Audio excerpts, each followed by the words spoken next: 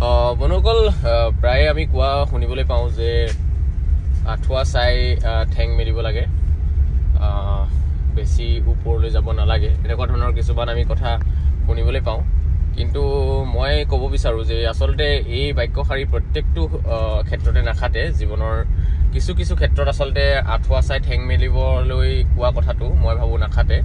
কিছু কিছু ক্ষেত্ৰত প্ৰয়োজন হ'লে আঁঠুৱা চাই ঠেং মেলাতকৈ আঁঠুৱাটোকে বহল কৰি পেলাব লাগে, আৰু আঁঠুৱাটো যদি ডাঙৰ কৰি লোৱা যায় তেতিয়াহ'লে ঠেং যেনেকৈ নেমেলক কিয় তাত কোনো এফেক্ট নপৰে।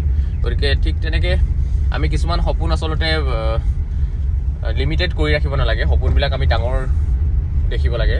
আমি সেইটো পূৰাবলৈ যিমান পাৰোঁ য'ত পৰিণাস্তি আমি চেষ্টা কৰি যাব লাগে, আৰু নিশ্চয় তাৰ পৰা সফলতা পোৱা যায়েই। আচলতে সপোনবিলাক দেখিব লাগে। মই জীৱনত কিছু কিছু ক্ষেত্ৰত সপোনবিলাক ডাঙৰকৈ দেখোঁ, আৰু সেই ক্ষেত্ৰত মই আঁঠুৱা চাই ঠেং মেলিব লাগে বুলি মই নাভাবোঁ। তো মোৰ দৰে হয়তো কাৰোবাৰ চিন্তাধাৰা নহ'ব পাৰে, কিন্তু নিমিলিব পাৰে। তথাপি মই ভাবোঁ দুই এজনৰ হ'লেও মিলিব, আৰু তেওঁলোকে নিশ্চয় নিজৰ জীৱনত আগবাঢ়ি যাব। ধন্যবাদ।